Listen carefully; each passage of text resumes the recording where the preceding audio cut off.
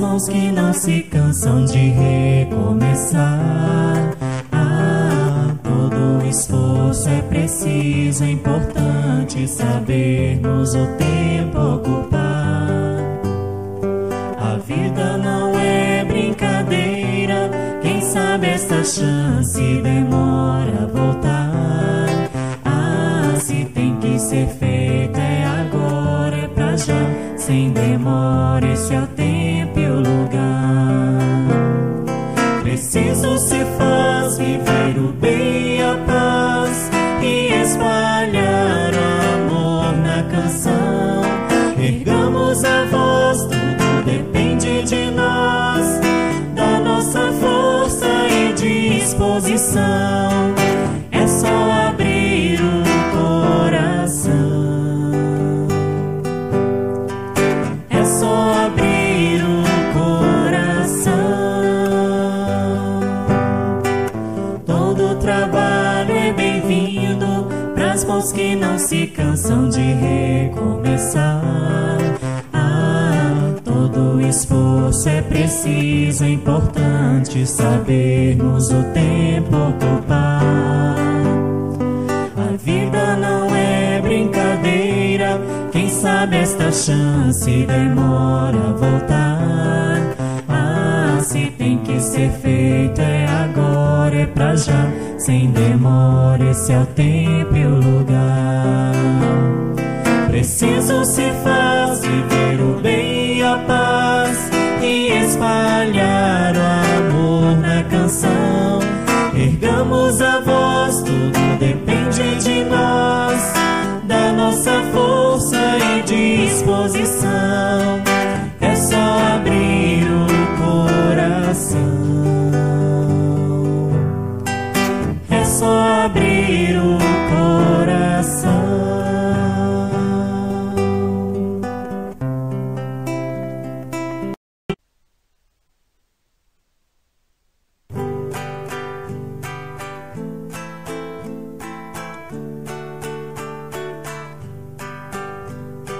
Fonte de amor que irradia nos dramas da noite fria, amparo e consolação, amparo e consolação.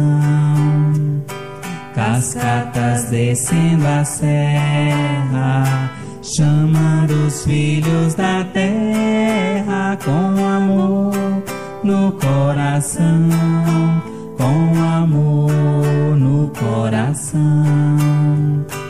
Minha alma não desanima, pois que seu amor ensina. No trabalho a solução, no trabalho a solução. Ó minha mãe Zeferina, mestre de bênçãos divinas, faz do fio com cristão, faz do fio com cristão.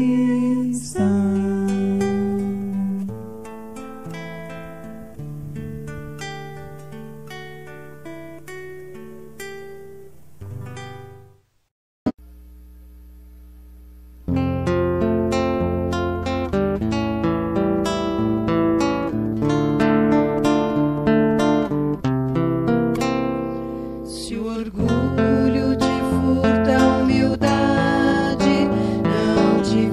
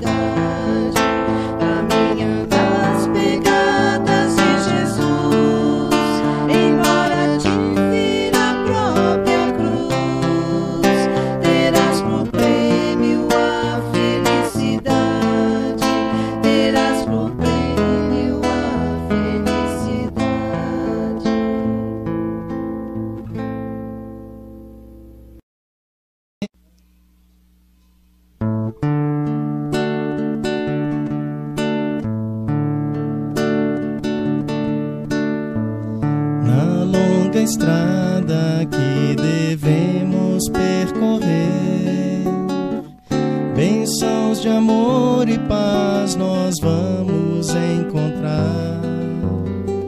Se dedicarmos aos caídos socorrer e de mãos dadas caminhar. Há tanta mágoa, tanto pranto e tanta dor. São corações cansados de tanto sofrer, necessitados de carinho e de amor.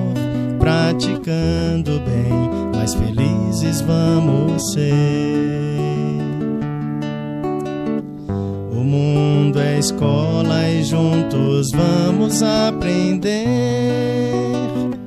a cultivar a paz e a caminhar sempre servindo.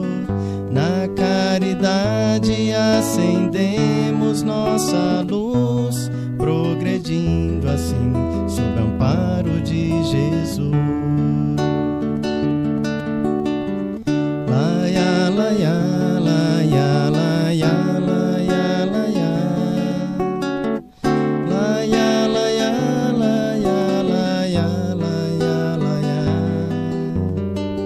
Laia, laia, laia, laia, laia. Praticando bem, mais felizes vamos ser. O mundo é escola e juntos vamos aprender a cultivar a paz e a caminhar sempre servindo. Na caridade acendemos nossa luz, progredindo assim sob o amparo de Jesus. Progredindo assim sob o amparo de Jesus.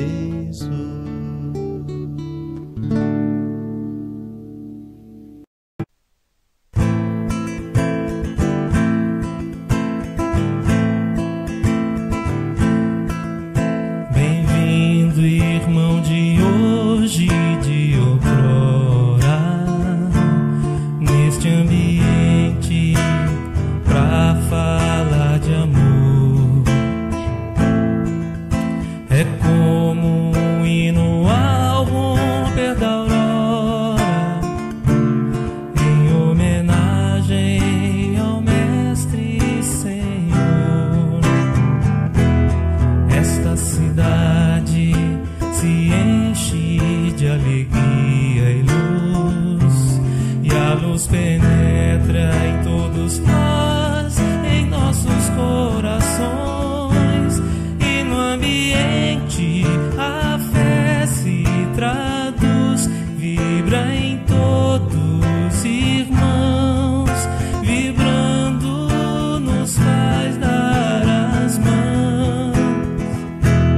Bem-vinda seja, ó fraternidade, fala de amor, fala de caridade, iluminando esta terra querida e mostrando que o Mestre é o caminho, a verdade.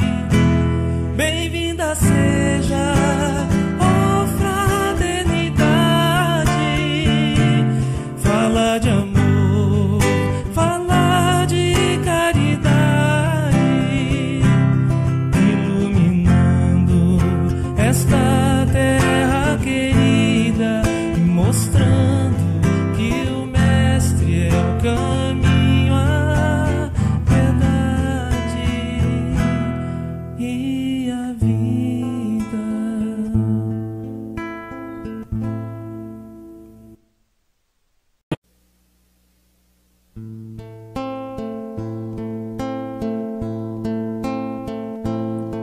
Se fecho os meus olhos para orar,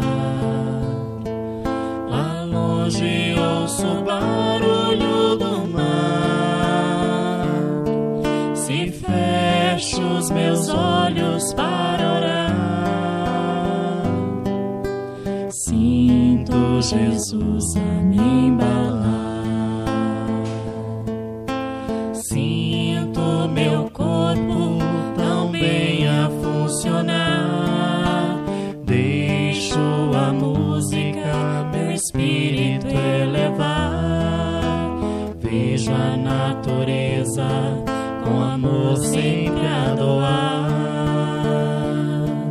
Feliz e em paz me sinto acalmar.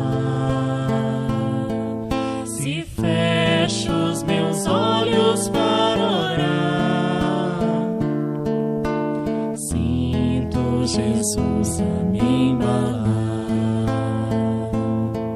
Se fecho os meus olhos para orar, sinto Jesus a me embalar.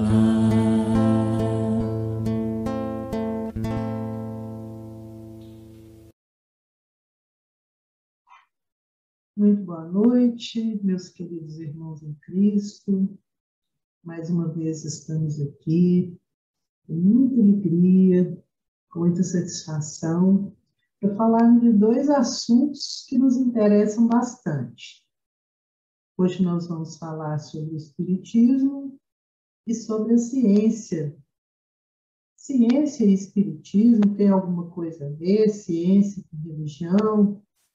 Nosso comportamento, consciência, tem alguma coisa a ver? O que vocês acham? Vamos pensando nisso, não é?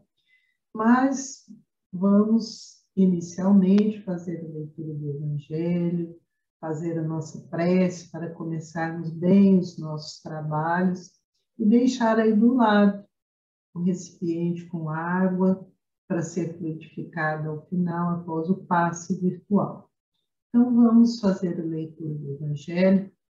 Eu vou abrir aqui na autoridade da doutrina espírita. Isso está na introdução do Evangelho. O controle universal do ensino dos espíritos. Se fosse a doutrina espírita uma concepção puramente humana, forneceria como garantia somente as luzes daquele que a tivesse concebido. Ora, ninguém nesse mundo poderia ostentar justificadamente a pretensão de possuir com exclusividade a verdade absoluta. Se os espíritos que a revelaram houvessem se manifestado a uma só pessoa, nada garantiria a origem da doutrina, pois seria necessário confiar na palavra de quem afirmasse deles ter recebido o ensinamento. Admitindo perfeita sinceridade da sua parte, poderia, quando muito, convencer as pessoas das suas relações, conquistaria sectários, mas nunca lograria a adesão de todos.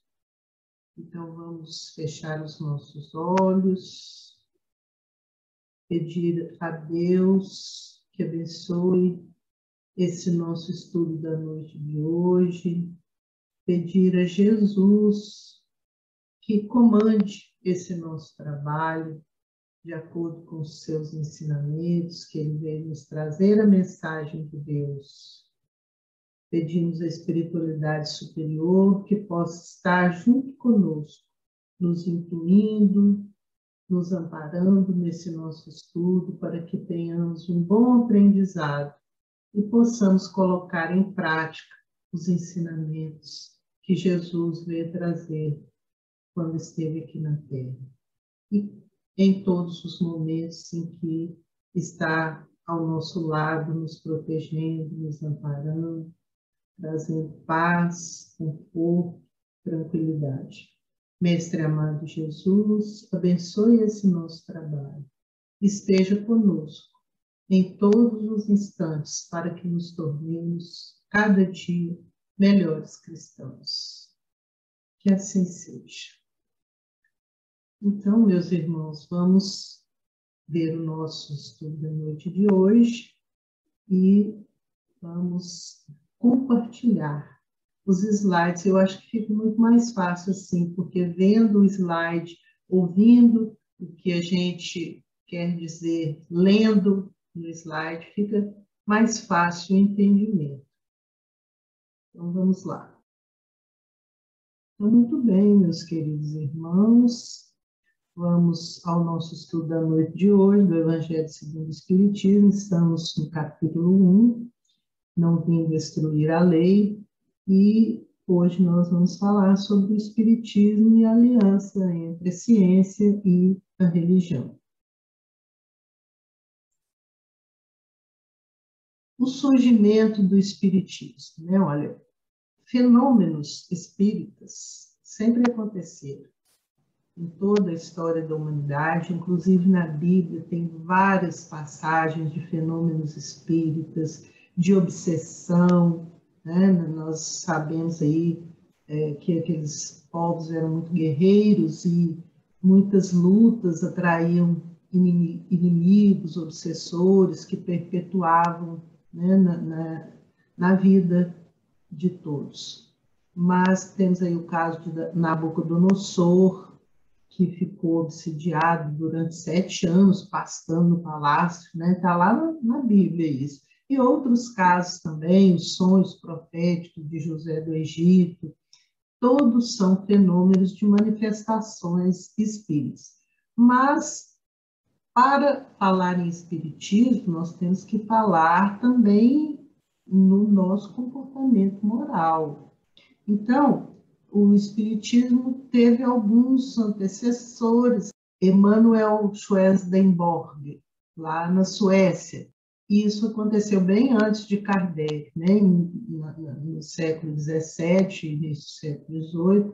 Então, Emanuel Swedenborg, ele relatava várias, né, manifestações, espíritos que ele via, ele era clarividente. Então, os relatos dele influenciaram vários pensadores, como Honoré de Balzac, Charles Baudelaire, também escritores como Arthur Conan Doyle. Arthur Conan Doyle, vocês sabem, foi quem escreveu sobre o Sherlock Holmes. E teve também, né, depois dele, o caso das irmãs Fox, que deram origem ao que chamamos moderno espiritualismo. Observe que ainda não é espiritismo, né? Por quê? Em 1847, a família mudou, né? Pai, mãe, 2 filhas, para uma fazenda, e começaram a acontecer alguns fenômenos, né? E as filhas adolescentes começaram a conversar através de pancadas com os espíritos, e descobriram até que naquele lugar havia sido enterrado na casa uma pessoa que havia sido assassinada, morta lá na casa. Então, essas meninas, né, Margaret e Catherine, começaram até a ser estudadas por esses fenômenos, né, principalmente de clareaudiência e conversas que elas tiveram com os espíritos. Que já no século XIX, começaram a aparecer na França, todas as festas que eram feitas, fazia-se alguns fenômenos de manifestação de espíritos. E Hippolyte Léon Denisard Rivail, que é o nome verdadeiro, né, de Allan Kardec, ele foi convidado por seus amigos, né, Sr. Fortier primeiro, para ver aqueles fenômenos, porque ele era um estudioso, um sábio, né, da época, estudava o magnetismo já há bastante tempo. Aí ele já tinha por volta de 50 anos de idade, então ele foi convidado para ver, explicar esses fenômenos. E, posteriormente, um outro amigo dele, o senhor Carlotti, fala sobre espíritos, que já tinha conversado com eles. E Kardec passou a frequentar essas reuniões e escreveu, né, as respostas que os espíritos davam para as perguntas. Ele formulou tudo e colocou no livro dos Espíritos. E esse livro foi lançado em 1857. Depois, Kardec passa a escrever outros livros, escreve a Revista Espírita, e ele fala, né, o Espiritismo é a ciência nova, A ciência é como se fosse um conhecimento novo, né? Que vem relatar a humanidade por intermédio de provas irrecusáveis a existência e a natureza do mundo espiritual e suas relações com o mundo corporal.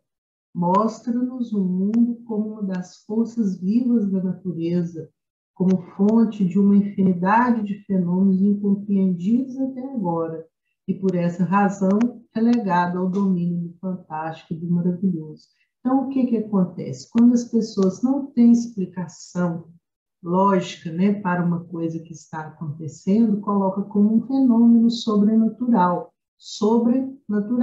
Mas Kardec está dizendo aqui que é tudo explicado, é uma ciência nova, né, através de provas irrecusáveis, quer dizer, não tem como dizer que é fake news, né, que é uma mentirinha. Tudo é explicado logicamente, né? E são forças da natureza, porque os espíritos existem. Nós não os vemos, muitos de nós, né? Alguns conseguem ver, muitos de nós não os vemos, mas eles estão aí, numa outra dimensão, realizando atividades e se fazendo entender e mostrar.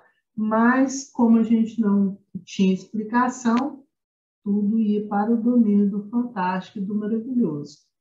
Depois das explicações, dos estudos, passou-se a entender que eram fenômenos espíritos e que tudo tinha uma explicação. Então, o espiritismo é a chave com o auxílio do qual tudo se explica com facilidade.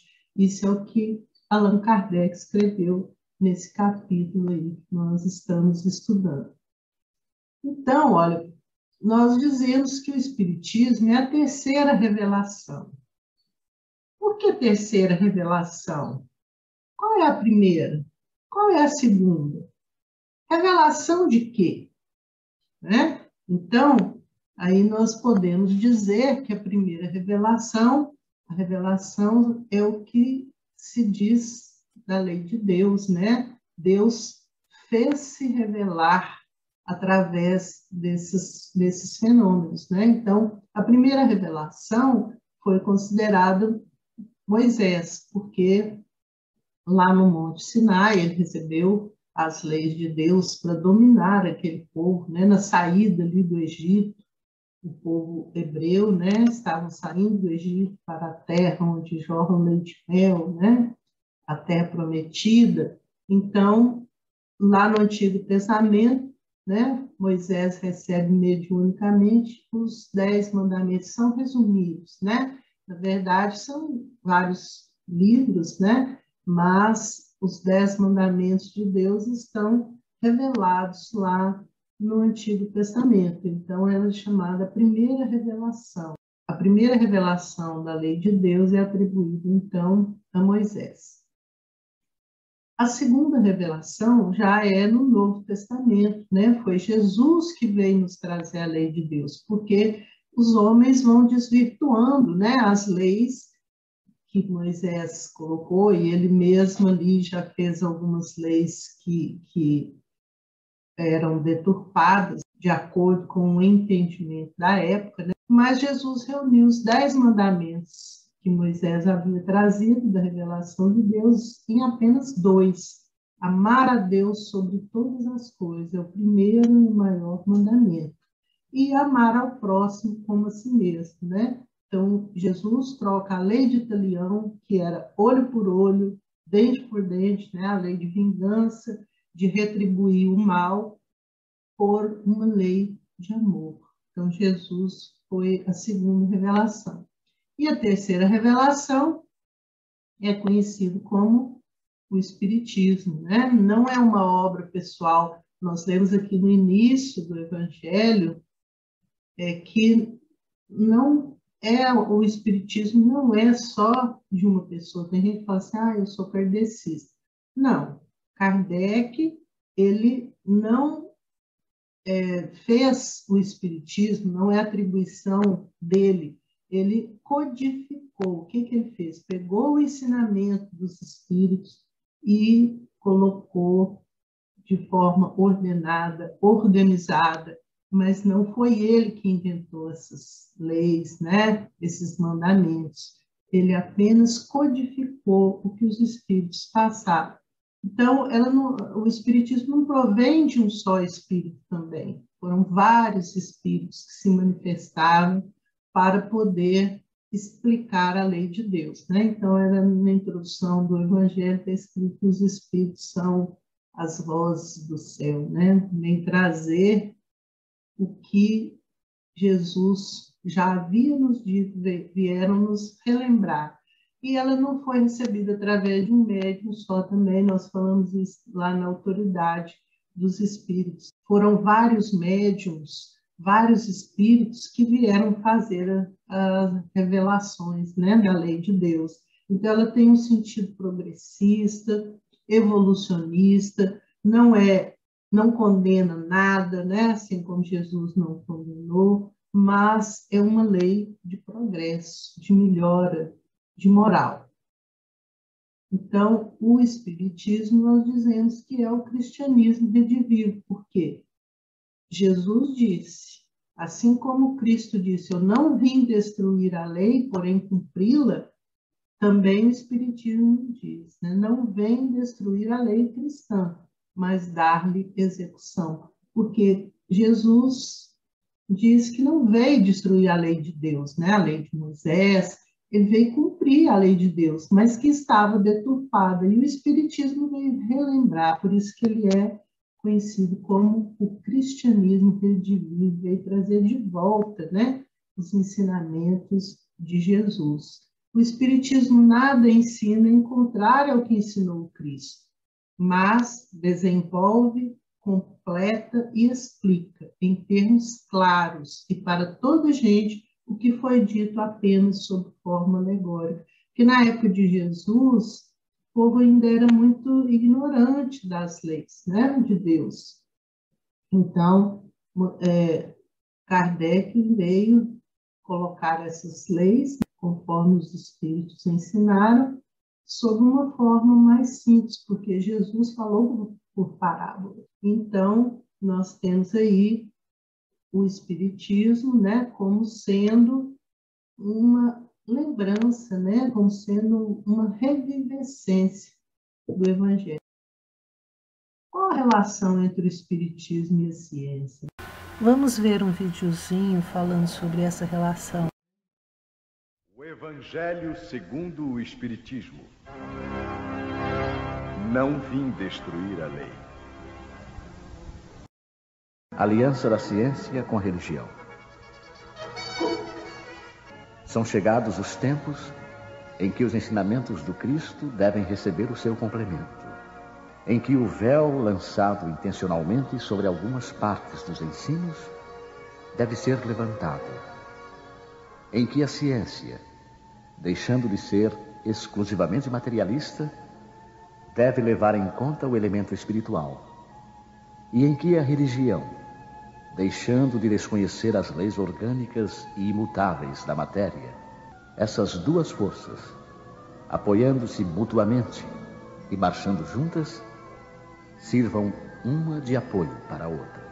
Então, a religião, não mais desmentida pela ciência, adquirirá uma potência indestrutível, porque estará de acordo com a razão e não se lhe poderá opor a lógica irresistível dos fatos. A ciência e a religião não puderam entender-se até agora, porque, encarando cada uma as coisas do seu ponto de vista exclusivo, repeliam-se mutuamente. Era necessária alguma coisa para preencher o espaço que as separava, um traço de união que as ligasse. Esse traço está no conhecimento das leis que regem o mundo espiritual e suas relações com o mundo corporal. Leis tão imutáveis como as que regulam o movimento dos astros e a existência dos seres. Uma vez constatadas pela experiência essas relações, uma nova luz se fez. A fé se dirigiu à razão. Esta nada encontrou de ilógico na fé, e o materialismo foi vencido. Mas nisso, como em tudo, há os que ficam retardados, até que sejam arrastados pelo movimento geral que os esmagará se quiserem resistir em vez de se entregarem.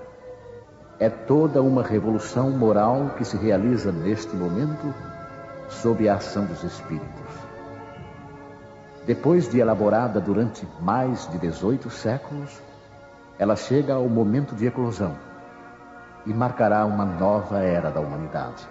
São fáceis de prever as suas consequências.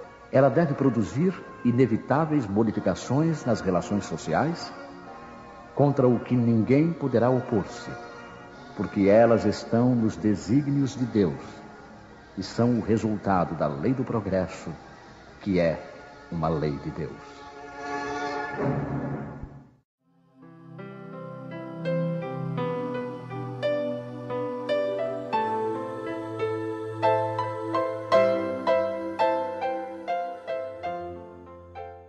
O Espiritismo nasceu no século XIX, ali, né, com a catalogação da lei de Deus, né, que os Espíritos revelaram através dos médiuns e que Kardec codificou. Então, a ciência também teve um boom científico, né, no século XIX. Existe, então, entre a ciência e a religião, algum fundamento? A ciência e a religião são as duas alavancas da inteligência humana. A ciência revela as leis do mundo material e a religião revela as leis do mundo moral. Ambas têm como fundamento Deus.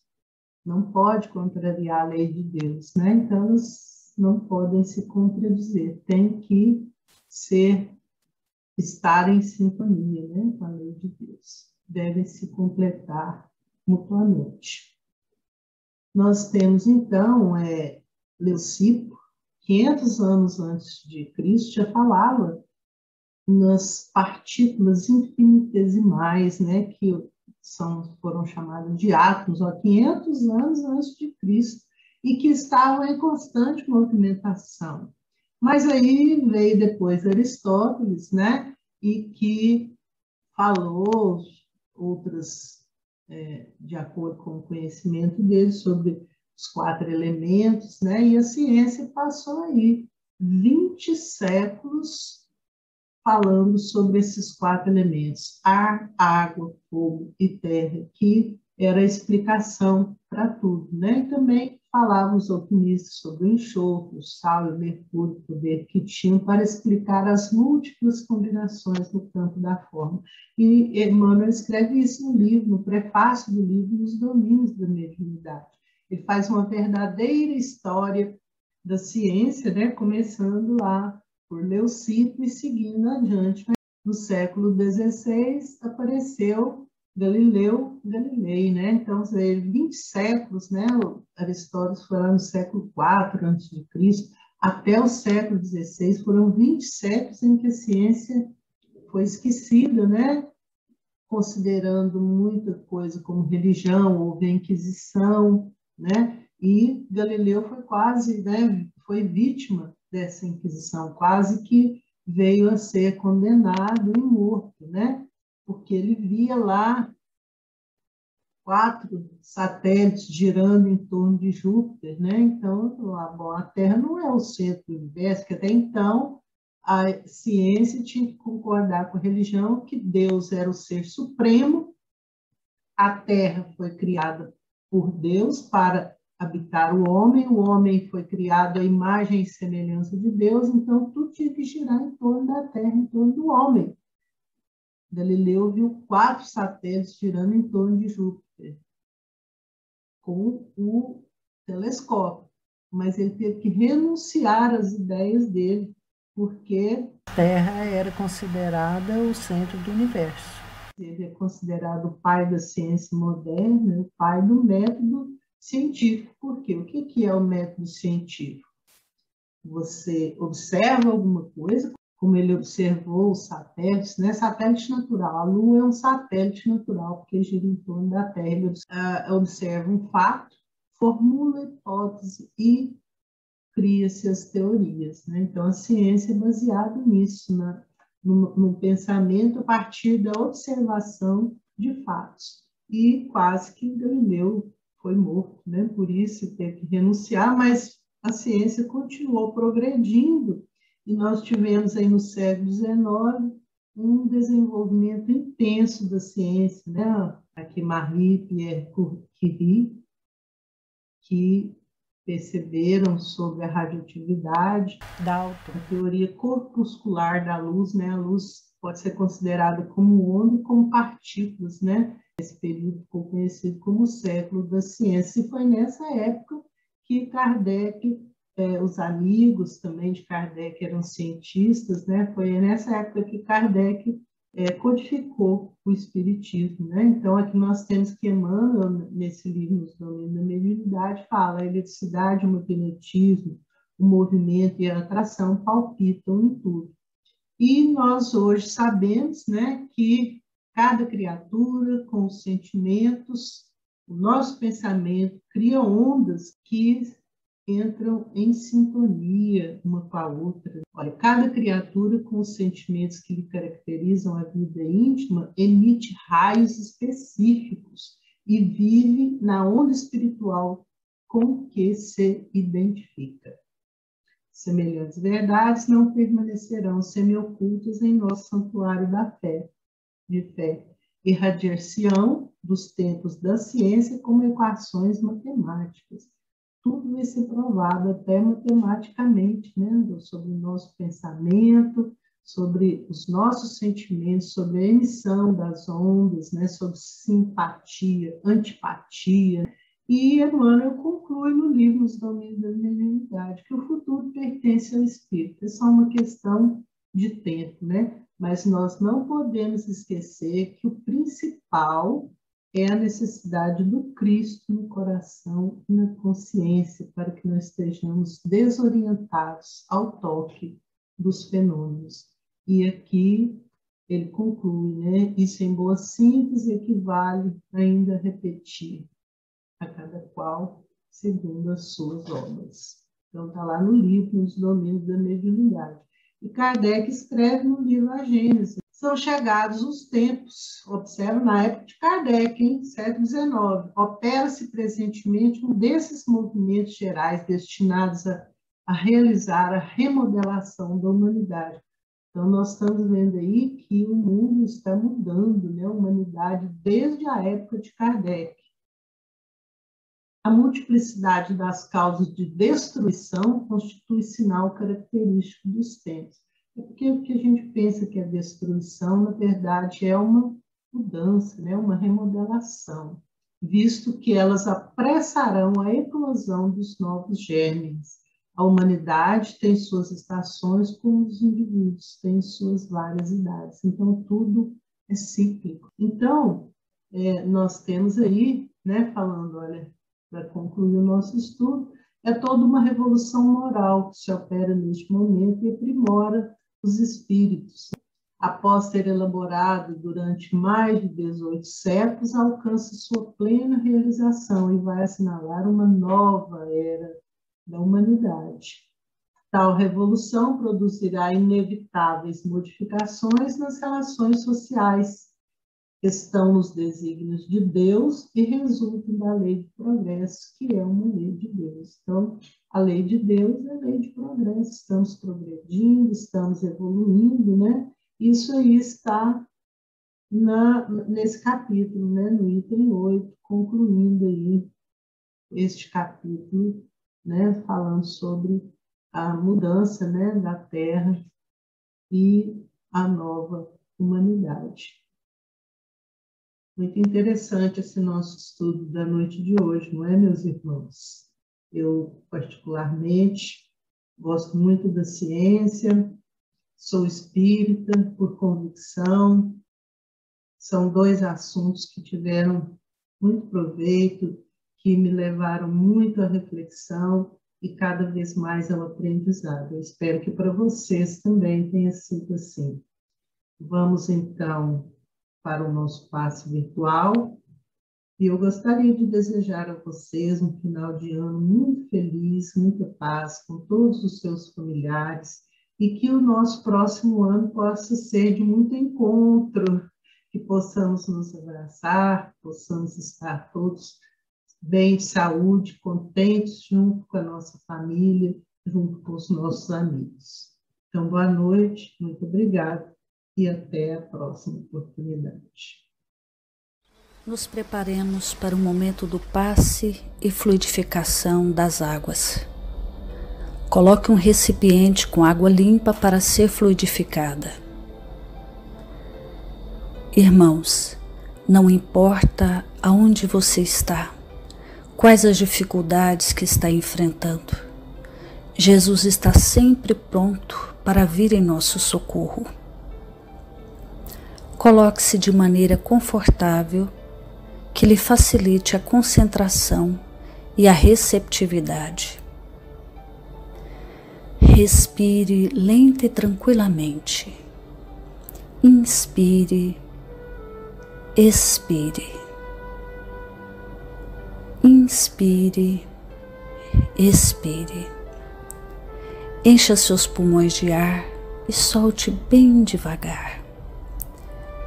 Deixe que energias de tranquilidade e paz penetrem seus pulmões, circulem por todo o corpo. Sua alma, em harmonia com o corpo, se sente tranquila e em paz. Mentalizemos a passagem de Jesus. Dia claro, os raios dourados do sol iluminam a paisagem alegre de Cafarnaum. Casario branco, trepadeiras multicoloridas e pássaros saltitantes enchem a paisagem de otimismo. A notícia das curas atraía a multidão dos necessitados.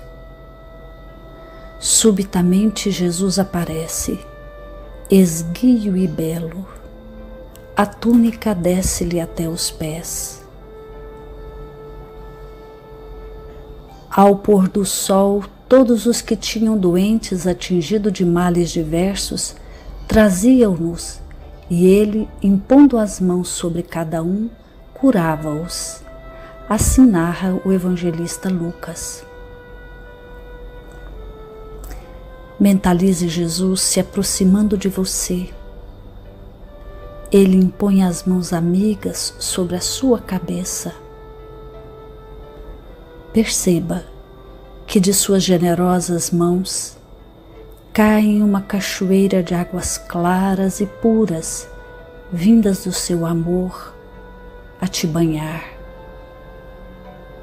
Derramam-se em sua cabeça, descem pelos ombros, banham todo o seu ser, te trazendo paz, serenidade, equilíbrio. Limpam todas as impurezas e te pacificam. Sinta estas águas te banhando, limpando. Respire. Mentalize agora Jesus como sol diante de você. Sua luz, seu calor te envolvem. Sinta as energias curadoras que emanam do Cristo em sua direção. Ele ouve as suas preces. Confie nele. Seu amor é infinito e te acompanha e protege, oferecendo de tudo o que necessitas. Confie. Absorva as energias curadoras de Jesus. Sua luz te envolve. Sinta essas energias percorrendo todo o seu corpo. Sinta-se fortalecido e em paz.